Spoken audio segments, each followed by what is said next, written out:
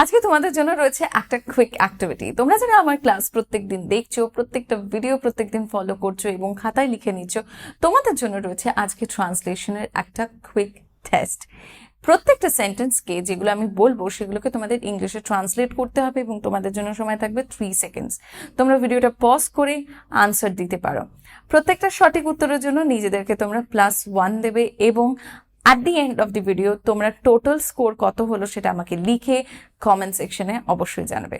আজকের এই ক্লাসটা করতে করতে তোমরা একটা জিনিস উপলব্ধি করবে যে অনেক জায়গায় দেখবে তোমরা হ্যাড দিয়ে ডিড দিয়ে কখন সেন্টেন্স করতে হয় বুঝতে পারছো না, বা do does am is are was were দিয়ে কখন সেন্টেন্স করতে হয়, বা ওয়াজ ওয়্যার অ্যাম ইজ আর কখন ব্যবহার করতে হয় তোমরা জানো না।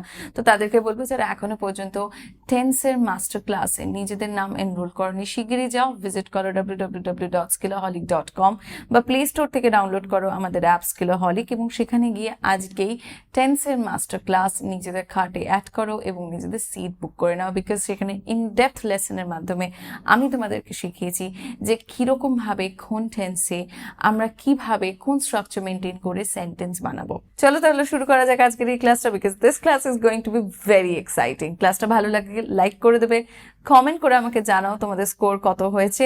আর হ্যাঁ, অতি অবশ্যই আরও এরকম ভিডিওস পেতে যারা চ্যানেলে নতুন তারা চ্যানেলটি সাবস্ক্রাইব করবে, শেয়ার করো নিজেদের বন্ধুদের মাঝে এবং তাদেরকেও বলো নিজেদের স্কোর তোমাকে জানাতে। চলো শুরু করি প্রথম সেন্টেন্সটা দিয়ে। তোমার দেরি হলো কেন? তোমার দেরি হলো কেন? You have 3 seconds. The correct answer will be why are you late? Why are you late? Sentence number 2. আমি কি আপনার নাম জানতে পারি দয়া করে? আমি কি আপনার নাম জানতে পারি দয়া করে? এটার কারেক্ট আনসার হবে Can I know your name please? Can I know your name please? বা আমরা এটাও বলতে পারি May I know your name please? Formal ভাবে যখন আমরা কাউকে কিছু জিজ্ঞাসা করতে চাইছি তখন আমরা মে দিয়েও কোয়েশ্চেন স্টার্ট করতে পারি। Next sentence. আপনি কি 5 মিনিট অপেক্ষা করতে আপত্তি করবেন? আপনি কি 5 মিনিট অপেক্ষা করতে আপত্তি করবেন? Okay, so this is a form of request. এটা আমি অলরেডি তোমাদের শিখিয়ে দিয়েছি।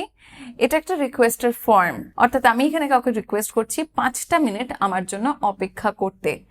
আপনি কি আপত্তি করবেন, বা আপনি আপত্তি না করলে কি 5 মিনিট অপেক্ষা করবেন? এই ধরনের সেন্টেন্সগুলো আমরা ইংলিশে স্টার্ট করবো উড ইউ মাইন্ড দিয়ে। অর্থাৎ এখানে সেন্টেন্সটা তাহলে কি হবে? Would you mind waiting for 5 minutes? Would you mind waiting for 5 minutes? Very easy, right? চলো দেখি পরেরটা। আপনি কি বুধবার দুপুর 2টোয় ফাঁকা আছেন?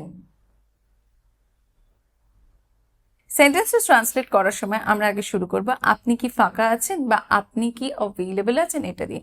ফাঁকা ইংলিশ ফ্রি বা অ্যাভেলেবল হতে পারে, তাহলে আমরা কি বলবো? Are you free or are you available. এবার কবে বলেছে, কটায় বলেছে, আগে ডে যাবে তারপরে টাইম যাবে। On Wednesday at 2 p.m. Are you free on Wednesday at 2 p.m.? This is going to be the correct answer. আমরা গতকাল ফোনে কথা বলেছি। আমরা গতকাল ফোনে কথা বলেছি। এবার বলো এই সেন্টেন্সটা কি হবে? ফোনে কথা বলেছি, কথা বলার মাধ্যম কি ছিল? ফোন ছিল। তাহলে কি হবে? আমি যদি বলি আমরা গতকাল ইমেলে কথা বলেছি বা হোয়াটসঅ্যাপে কথা বলেছি, এই ধরনের বাক্যগুলো আমরা ইংলিশে কিভাবে বলবো? চলো। The correct answer will be we spoke over phone yesterday. We spoke over phone yesterday. Next sentence. শব্দ বর্ণনা করতে পারবে না আমি কতটা কৃতজ্ঞ। শব্দ বর্ণনা করতে পারবে না আমি কতটা কৃতজ্ঞ। কৃতজ্ঞ ইংলিশ হচ্ছে থ্যাঙ্কফুল বা গ্রেটফুল। শব্দ ইংলিশ হবে ওয়ার্ড। সো এখানে আমি বলছি শব্দ বর্ণনা করতে পারবে না আমি কতটা কৃতজ্ঞ, অর্থাৎ আমি এতটাই থ্যাঙ্কফুল বা আমি এতটাই কৃতজ্ঞ যে আমি সেটা বলে বোঝাতে পারছি না। তাহলে ইংলিশটা হবে words can't describe how thankful I am. এখানে আমরা প্রশ্ন করছি না হাউ দিয়ে, তাই মনে রাখতে হবে এখানে আই এর পরে am যাবে, am I হবে না। Words can't describe how thankful I am is the correct answer. Next sentence. আপনি আপনার পয়সার ব্যাগ কোথায় হারিয়েছেন? এই প্রশ্নটা করার সময় আমরা জেনারেলি যে জায়গাটা কনফিউজ হয়ে যাই সেটা হচ্ছে হারিয়েছেন এইটার ইংলিশ ওয়ার্ডটা নিয়ে। এটার জন্য আমরা যে ইংলিশ ওয়ার্ডটা ব্যবহার করবো সেটা হচ্ছে lose, but with 1 O, with single O. তাহলে এখানে আনসারটা হবে where did you lose your money bag? where did you lose your money bag or where did you lose your wallet? Next sentence. রবিবার ডিনার হলে কেমন হয়? এখানে আমি কাউকে সাজেশন দিচ্ছি, আমার কোনো একটা আইডিয়ার ব্যাপারে আমি তাদেরকে বলছি এবং জিজ্ঞাসা করছি এটা হলে কেমন হয়, রাইট? অলরেডি এটাও আমি তোমাদেরকে শিখিয়েছি একটা ভিডিওতে যে কিভাবে এই ধরনের প্রশ্ন তোমরা করবে। চল তাহলে এটার আনসারটা এক্ষুনি দাও। চলো, এই ধরনের যে সেন্টেন্সগুলো থাকে যারা জানো না তাদেরকেও বলে দিচ্ছি, যারা লিখতে পেরেছো কংগ্রাচুলেশনস, বাট যারা জানো না তাদেরকে বলি, যখন আমাদের কোনো আইডিয়া মাথায় আসে এবং আমরা কাউকে সেটা সাজেস্ট করে জিজ্ঞাসা করছি যে এটা হলে কেমন হয়, ওটা করলে কেমন হয়, রাইট? সো তখন আমরা সেন্টেন্স স্টার্ট করব হাউ অ্যাবাউট দিয়ে। এই সেন্টেন্সটা হবে how about dinner on Sunday, how about dinner on Sunday. যদি আমি বলতাম রবিবারে একটা মুভি দেখলে কেমন হয়, তাহলে কি হতো? How about watching a movie on Sunday, how about watching a movie on Sunday, right? Very easy. চলো দেখি পরের সেন্টেন্সটা কি আছে। তুমি কি কেটির নতুন চুল কাটা দেখেছো? মানে কেটি সবে সবে চুল কাটিয়ে এসছে এবং আমি বলছি ওই নতুন স্টাইলটা তুমি দেখেছো কিনা। এর আনসার হবে have you seen Katie's new haircut, have you seen Katie's new haircut. পরের সেন্টেন্সটা দেখি। তারা একে অপরকে দেখে মনে হয় না পছন্দ করে। এই সেন্টেন্সটা আবার কিভাবে বলবো? আবার বলছি, তারা একে অপরকে দেখে মনে হয় না পছন্দ করে। ওকে, এখানে আমরা একটা যে ওয়ার্ডের ব্যবহার করব সেটা হচ্ছে সিং। যদি আমি বলতাম তারা একে অপরকে পছন্দ করে না, that answer would be very simple, they don't like each other. But এখানে আমি বলছি দেখে মনে হয় না তারা একে অপরকে পছন্দ করে, তাহলে কি হবে? They don't seem to like each other, they don't seem to like each other, or it doesn't seem that they like each other, এটা আমরা বলতে পারতাম। পরের সেন্টেন্সটা দেখি আমাদের জন্য কি রয়েছে। আমি মাত্র ওটাই বলতে যাচ্ছিলাম। ওকে, আমি মাত্র কোনো কাজ করতে যাচ্ছিলাম, মানে আমি এটাই বলতে যাচ্ছিলাম, আমি এটাই করতে যাচ্ছিলাম, তখন সেই ক্ষেত্রে আমরা যেটা ব্যবহার করব সেটা হচ্ছে about to, about to টার্মটার আমরা ব্যবহার করব এবং just এর ব্যবহার করব সেন্টেন্সে। যেরকম এটা হবে I was just about to say that, I was just about to say that. Well, এই সেন্টেন্সটা আমরা গোয়িং টু দিয়েও বলতে পারি, অ্যাবাউট টু দিয়ে না বলে। যেরকম I was just going to say that, this sentence would also be correct. পরেরটা দেখি। আপনি কি সত্যিটা জানতেন? আপনি কি সত্যিটা জানতেন?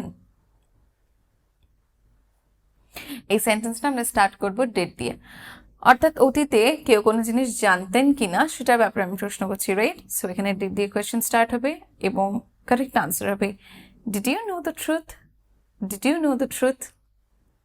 ওয়েল, পরের সেন্টেন্সটা দেখি। ওর সাথে যখন দেখা হবে বলবে আমাকে ফোন করতে। আবার বলছি, ওর সাথে যখন দেখা হবে বলবে আমাকে ফোন করতে। এখানে আমরা এটার আনসার এভাবে দেব when you meet him tell him to call me, very easy, when you meet him tell him to call me।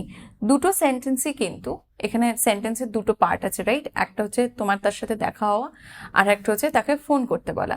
তো দুটো পার্টেই কিন্তু আমরা সিম্পল প্রেজেন্ট টেন্সের ব্যবহার করব। when you meet him tell him to call me or tell him to call me when you meet, simple.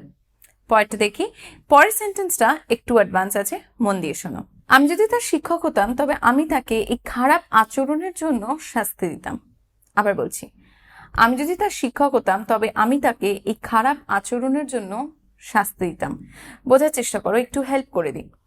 আমি তার শিক্ষক নই এবং আমি নিজেকে ইমাজিন করছি তার শিক্ষক হিসেবে, এবং আমি ভাবছি যদি আমি শিক্ষক হতাম তাহলে আমি এটা করতাম। আমি কিন্তু করিনি, আমি ভাবছি আমি শিক্ষক হলে এটা করতাম।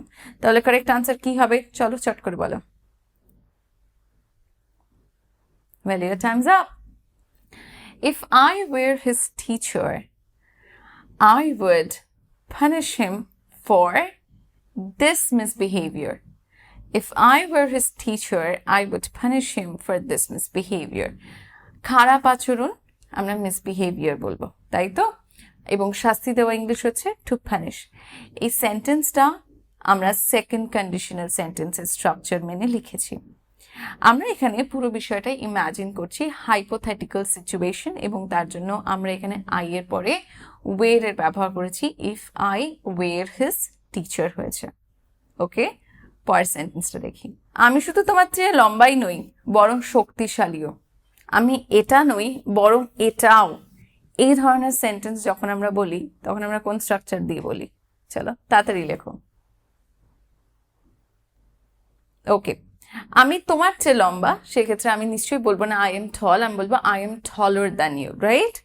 সো এখানে বলছে আমি শুধু তোমার থেকে লম্বাই নই, তাহলে কি হবে? I am not only taller than you but also stronger. I am not only taller than you but also stronger. আমি শুধু যে তোমার থেকে লম্বা তা নয়, আমি তোমার চেয়ে শক্তিশালীও। তাহলে নট অনলি বাট অলসো এর স্ট্রাকচার এখানে আমরা ব্যবহার করব, রাইট? বোঝা গেছে?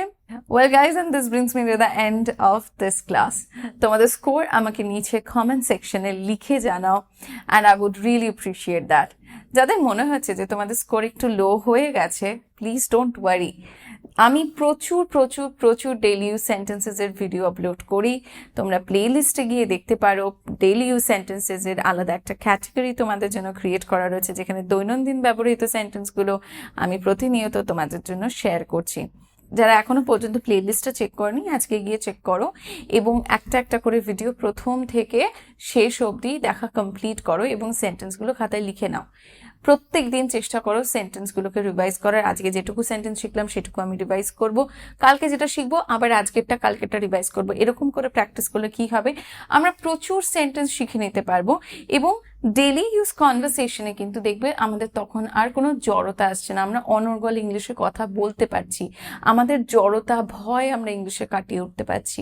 তাহলে তাড়াতাড়ি যাও, ভিডিওসগুলো দেখো, খাতায় লেখো, প্র্যাকটিস করো, রিভাইজ করো। দেখা হচ্ছে তোমাদের প্রত্যেকের সাথে আবার পরের ভিডিওতে নতুন কন্টেন্ট নিয়ে। Until next time, stay connected with me, keep blessing me, keep supporting me guys. Thank you so much for today. Bye.